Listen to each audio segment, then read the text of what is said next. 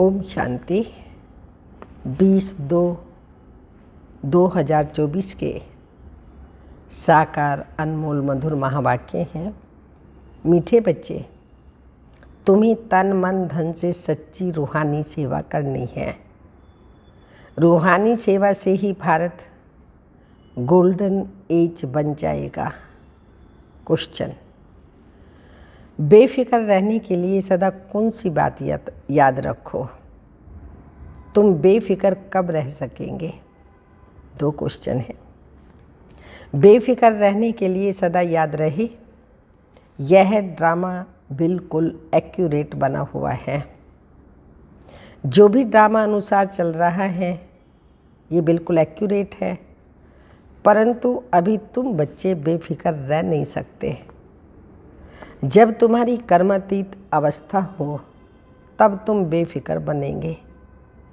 इसके लिए योग बहुत अच्छा चाहिए। योगी और ज्ञानी बच्चे छिप नहीं सकते। ओम शांति। पतित पावन शिव भगवानों वाच्य है। बाप ने समझा दिया है कि देहधारी मनुष्य को कभी भी भगवान नहीं कहा जाता। मनुष्य यह भी जानते हैं पतित पावन भगवान ही है। श्री कृष्ण को पतित पावन नहीं कहेंगे। बेचारे बहुत मूंझे हुए हैं। भारत में जब सूत मूझ जाता है तब शिव बाबा को आना पड़ता है। बाप के बिना उसे कोई सुलझा न सके। वही पतित पावन शिव बाबा हैं जिसको सिर्फ तुम बच्चे ही जानते हो, सो भी नंबरवार पुरुषार्थ अनुसार। भले यहाँ बैठे हैं, रोज सुनते हैं, तो भी ध्यान में यह नहीं आता कि हम शिव बाबा के पास बैठे हैं। वह इनमें विराजमान हैं, हमको पढ़ा रहे हैं, पावन बना रहे हैं, युक्ति बतला रहे हैं। तुम स्वदर्शन चक्रधारी बन रचता और रचना की नॉलेज पाकर काम को जीत जगत जीत बनते हो, तो वह बाप पतित पावन भी ठहरा, नई रचना का रचयिता भी ठहरा। अभी बेहद का राज्य पाने के लिए तुम पुरुषार्थ करो। हर एक समझते हैं शिव बाबा से राज्य भाग्य ले रहे हैं, यह भी यथार्थ रीति समझ नहीं सकते। कोई थोड़ा जानते, कोई तो बिल्कुल ही नहीं जानते। शिव बाबा तो कहते हैं पतित पावन मैं ही हूँ। मेरे से अगर कोई आकर पूछे मैं अपना परिचय दे सकता हूँ। तुमको भी तो बाप ने अपना परिचय दिया है ना। शिव बाबा कहते हैं मैं साधारण तन में प्रवेश करता हूँ। यह साधारण तन है, झाड़ के अंत में खड़ा है, पतित दुनिया में खड़ा है और फिर नीचे तपस्या कर रहे हैं। इसको ही तपस्या सिखला शिव बाबा तपस्या सिखला रहे हैं, राजयोग सिखलाते हैं। नीचे आदिदेव, ऊपर में आदिनाथ। तुम बच्चे समझा सकते हो हम ब्राह्मण शिव बाबा की संतान हैं। तुम भी शिव बाबा के बच्चे हो, परंतु तुम जानते नहीं। भगवान एक है, बाकी सब ब्रदर्स हैं। बाप कहते हैं मैं अपने बच्चों को ही पढ़ाता हूँ। जो मुझे पहचानते हैं उनको ही पढ़ाकर देवता बनाता हूँ। भारत ही स्वर्ग था, अब नरक है। जो काम को जीतेगा वही जगत जीत बनेगा। मैं गोल्डन वर्ल्ड की स्थापना कर रहा हूँ अनेक बार। भारत गोल्डन एज, अनेक बार यह भारत गोल्डन एज में था, फिर आयरन एज में आया। यह कोई भी नहीं जानते। रचयिता और रचना के आदि मध्य अंत को जानते ही नहीं। मैं नॉलेजफुल हूँ, ये एम ऑब्जेक्ट है। मैं इनके साधारण तन में प्रवेश होकर नॉलेज देता हूँ। अब तुम भी पवित्र बनो। इन विकारों को जीतने से तुम जगत जीत बनेंगे। यह सब बच्चे पुरुषार्थ कर रहे हैं, तन मन धन से रूहानी सेवा करते हैं, जिस्मानी नहीं। इनको स्पिरिचुअल नॉलेज कहा जाता है। ये भक्ति नहीं है। भक्ति का युग है द्वापर कलयुग, जिसको ब्रह्मा की रात कहा जाता है और सतयुग त्रेता को ब्रह्मा का दिन कहा जाता है। कोई गीता पाठी आए तो उनको भी समझाएंगे गीता में भूल है। गीता किसने सुनाई? राजयोग किसने सुनाया सिखाया? किसने कहा काम पर जीत पाने से जगत जीत बन जाएंगे? ये लक्ष्मी नारायण भी जगत जीत बने ना। इनके 84 जन्मों का राज बैठ समझाएं। कोई भी हो, नॉलेज लेने के लिए तो यहाँ आना पड़ेगा ना।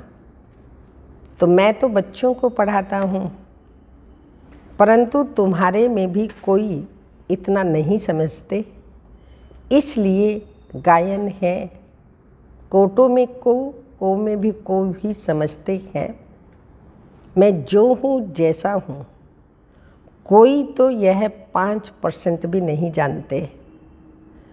तुम्हें बाप को जानकर पूरी रीति याद करना है। माँ में कम याद क्यों नहीं करते हो? कहते हैं बाबा याद भूल जाती है। अरे तुम बाबा को याद नहीं कर सकते हो। यूं तो बाप समझते हैं ये मेहनत का काम है, फिर भी पुरुषार्थ कराने के लिए पंप करते रहते हैं। अरे जो बाप तुमको खीर खंड का मालिक बनाते हैं, खीर खंड में ले जाते हैं, विश्व का मालिक बनाते, उनको भूल जाते हो। माया भुलाएगी भी जरूर, टाइम लगेगा। ऐसे भी नहीं कि माया को भुलाना ही है इसलिए ठंडे होकर बैठ जाओ, नहीं, पुरुषार्थ जरूर करना है। काम पर जीत पानी है। मामे कम याद करो तो विकर्म विनाश होंगे। जैसे तुम बच्चों को बोलता हूँ वैसे कोई भी बड़े से बड़ा जज आएगा, उनको भी बाप ही बोलेगा ना। बच्चे, क्योंकि मैं तो ऊंचे से ऊंचा भगवान हूँ, ऊंची से ऊंची पढ़ाई मैं ही तो पढ़ाता हूँ। प्रिंस प्रिंसेस पद पाने के लिए बाप कहते हैं मैं इनको पढ़ा रहा हूँ। यही फिर श्री कृष्ण बनते हैं। ब्रह्मा सरस्वती ही फिर लक्ष्मी नारायण बनेंगे। यह प्रवृत्ति मार्ग चला आता है। निवृत्ति मार्ग वाले राजयोग सिखला न सके। राजा रानी दोनों चाहिए। विलायत में जाकर कहते हैं हम राजयोग सिखलाते हैं, परंतु वह तो सुख को काग विष्टा समान कहते हैं। फिर राजयोग कैसे सिखलाएंगे? तो बच्चों को उछल आनी चाहिए, परंतु बच्चे अजुन छोटे हैं, बालिग नहीं बने हैं। बालिग पने की हिम्मत चाहिए। बाप बतलाते हैं यह है रावण संप्रदाय।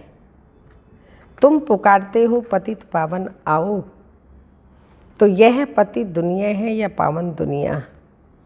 तुम समझते हो ना कि हम नरकवासी हैं। क्या यह दैवी संप्रदाय है, राम राज्य है? तुम रावण राज्य में नहीं हो। अब रावण राज्य में सबको आसुरी बुद्धि वाले कहा जाता है। अब तुम्हारी बुद्धि को दैवी बुद्धि बनाने वाला कौन? ऐसे 4-5 प्रश्न पूछो तो मनुष्य सोच में पड़ जाएं। तुम बच्चों का काम है बाप का परिचय देना। झाड़ तो धीरे धीरे बढ़ता है, फिर बहुत वृद्धि को पाएंगे। गाया भी जाता है। माया भी चक्री लगाकर एकदम गिरा देती है। बॉक्सिंग में भी बहुत मरते हैं ना, इसमें भी बहुत मर जाते हैं। विकार में गया और मरा, फिर नए सिर पुरुषार्थ करना पड़े। विकार एकदम मार डालता है। जब कुछ जंक निकाल पति से पावन बना, वह भी की कमाई चट हो जाती है। काम विकार ऐसा है, बाबा ने कहा थोड़ी बहुत कमाई की, वह भी चट हो जाती है, फिर से पुरुषार्थ करना पड़े। विकार एकदम मार डालता है। जो कुछ जंक निकली पति से पावन बना, वह कमाई भी चट हो जाती है, फिर नई सिर मेहनत करनी पड़े।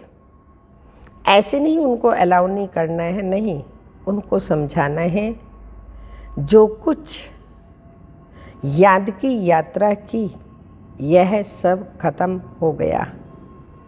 एकदम नीचे गिर पड़ते हैं, फिर भी घड़ी घड़ी अगर गिरते रहेंगे तो कहेंगे गेट आउट। एक दो बारी आजमाया जाएगा, 2 बारी माफ़ी मिली, फिर केस होपलेस हो जाता है। फिर आएगा भी, लेकिन एकदम डर्टी क्लास में।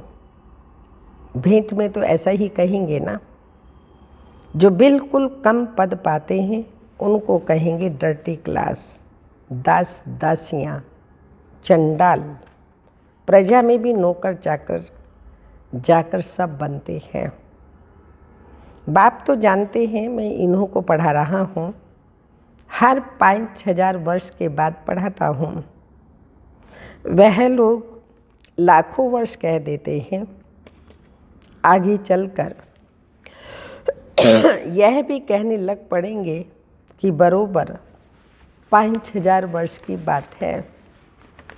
यह है ही महाभारी लड़ाई, परंतु याद की यात्रा में रह न सके। दिन प्रतिदिन टू लेट होते जाएंगे। गाया भी जाता है, बहुत गई थोड़ी रही थोड़ी की पुनाद, आदि आदि। ये सब इस समय की बातें हैं। बाकी थोड़ा समय है पावन बनने में। लड़ाई सामने खड़ी है। अपने दिल से पूछना है, हम याद की यात्रा पर हैं। जब कोई नया आता है तो बच्चों को फार्म जरूर भराना है। जब फार्म भरें तब उसको समझाया जाए। अगर किसी को समझना ही नहीं तो फार्म ही क्यों भरेगा। ऐसे तो ढेर आते हैं, बोलो बाप को पुकारते हो, पतित पावन आओ। तो जरूर यह है पतित दुनिया है, तब तो कहते हो कि आकर के पावन बनाओ। फिर कोई बनते हैं, कोई नहीं बनते। बाबा के पास पत्र तो ढेर आते हैं, सब लिखते हैं शिव बाबा केयर ऑफ ब्रह्मा। शिव बाबा भी कहते हैं मैं साधारण तन में प्रवेश करता हूँ, इनको 84 जन्मों की कहानी सुनाता हूँ। और कोई भी मनुष्य रचता रचना के आदि मध्य अंत को नहीं जानते। अब बाप ने तुमको बताया है। यह चित्र आदि भी बाबा ने दिव्य दृष्टि देकर सब बनवाए हैं। बाबा तुम आत्माओं को पढ़ाते हैं, आत्मा ही झट अशरीरी हो जाती है। इस शरीर से अपने को अलग समझना है। बाबा कहते हैं बच्चे, देही अभिमानी भव, अशरीरी भव। मैं आत्माओं को पढ़ाता हूँ। ये मेला है आत्माओं और परमात्मा का। इसे संगम का मेला कहा जाता है। बाकी कोई पानी की गंगा पावन नहीं बनाती। साधु संत ऋषि मुनि आदि सब जाते हैं स्नान करने। अब गंगा पतित पावनी हो कैसे सकती। भगवानो वाच्य है ना। काम महाशत्रु है। इस पर जीत पाने से तुम जगत जीत बन जाएंगे। गंगा व सागर तो नहीं कहते, ये तो ज्ञान सागर बाप समझाते हैं। इन पर जीत पाने के लिए मामी कम याद करो तो तुम पावन बन जाएंगे। दैवी गुण भी धारण करो, किसी को दुख मत दो। पहला नंबर दुख काम कटारी चलाना, यही आदि मध्य अंत दुख देने वाला है। सतयुग में यह होता नहीं। वह है पावन दुनिया, वहाँ कोई पतित रहता नहीं। जैसे तुम योग बल से राज्य लेते हो, वैसे वहाँ योग बल से बच्चा पैदा होता है। रावण राज्य ही नहीं, तुम लोग रावण को जलाते हो, पता ही नहीं पड़ता कब से जलाते आए हो। राम राज्य में रावण राज्य होता नहीं।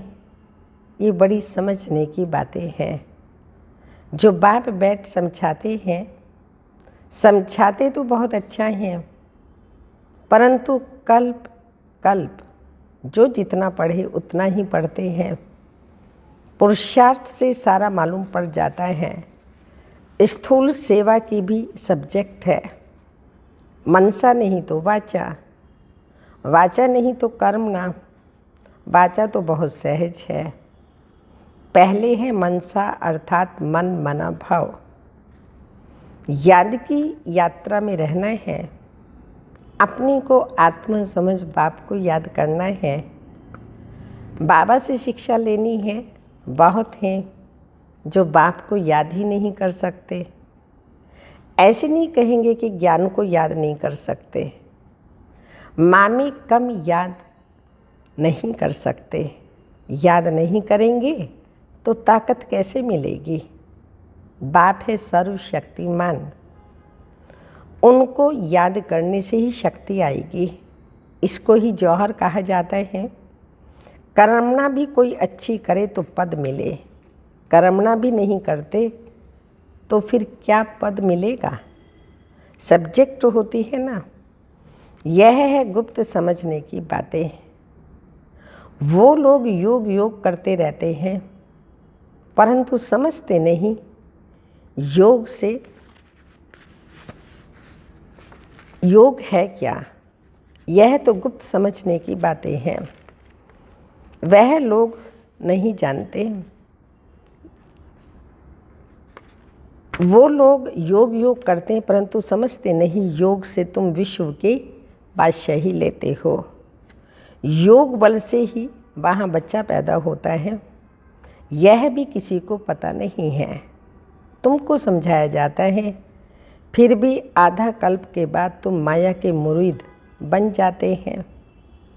फिर माया तुमको अभी भी नहीं छोड़ती। अब तुमको शिव बाबा का मुरीद बनना है। कोई भी देधारी का मुरीद नहीं बनना है। बहन भाई भी अब कहा जाता है पवित्र बनने के लिए। फिर तो इससे भी ऊपर जाना है। भाई भाई समझना है, भाई बहन की दृष्टि भी नहीं। ड्रामा अनुसार जो कुछ चलता है बिल्कुल एक्यूरेट। ड्रामा बहुत एक्यूरेट है। बाप तो बेफिक्र है। इनको तो फिक्र जरूर रहेगा। बेफिक्र तब रहेंगे जब कर्मातीत अवस्था होगी, तब तक कुछ ना कुछ होता है। योग बहुत अच्छा चाहिए। योग के लिए ही बाबा अब जोर देते हैं। इसके लिए कहते हैं घड़ी घड़ी भूल जाते हैं, बाप उलाहना देते हैं। जो बाप तुमको इतना खजाना देते हैं उनको भूल जाते हो। बाप जानते हैं किस में ज्ञान है किस में नहीं है। ज्ञानी भी कभी छिपा नहीं रहेगा। वो झट सर्विस का सबूत देगा। तो यह सब समझने की बातें हैं। अच्छा, मीठे मीठे सिक्के लदे बच्चों प्रति माता पिता बाप दादा का याद प्यार। Good morning diamond morning. Om. Good morning diamond morning. रूहानी बाप की रूहानी बच्चों को नमस्ते। हम रूहानी बच्चों की रूहानी माता पिता बाप दादा को याद प्यार, गुड मॉर्निंग, डायमंड मॉर्निंग, ओम नमस्ते। धारणा के लिए मुख्य सार है, माया की बॉक्सिंग में हार नहीं खाना है, पुरुषार्थ में ठंडा हो बैठ नहीं जाना है, हिम्मत रख सेवा करनी है।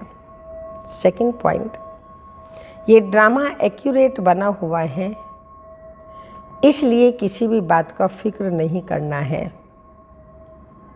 कर्मातीत अवस्था को पाने के लिए एक बाप की याद में रहना है, किसी देहधारी का मुरीद नहीं बनना है। वरदान, श्रीमद् प्रमाण सेवा में संतुष्टता की विशेषता का अनुभव करने वाले सफलता मूर्त भव। स्पष्टीकरण, कोई भी सेवा करो, कोई जिज्ञासु आवे या नहीं आए, लेकिन स्वयं से संतुष्ट रहो। निश्चय रखो कि अगर मैं संतुष्ट हूँ तो मैसेज काम जरूर करेगा। इसमें उदास नहीं हूँ, स्टूडेंट नहीं, बड़े कोई हर्जा नहीं।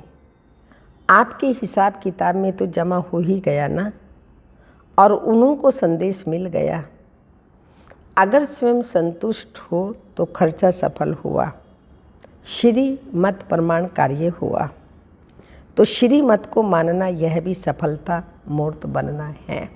स्लोगन, असमर्थ आत्माओं को समर्थी दो तो उनकी दुआएं मिलेंगी। असमर्थ आत्माओं को समर्थी दो तो उनकी दुआएं मिलेंगी।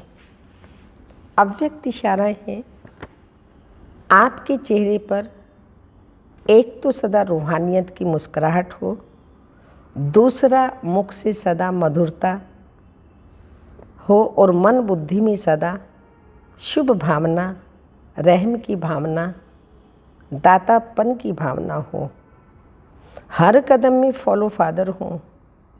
जो भी संबंध संपर्क में आए उनको कोई न कोई गुण व शक्ति की गिफ्ट दे दो।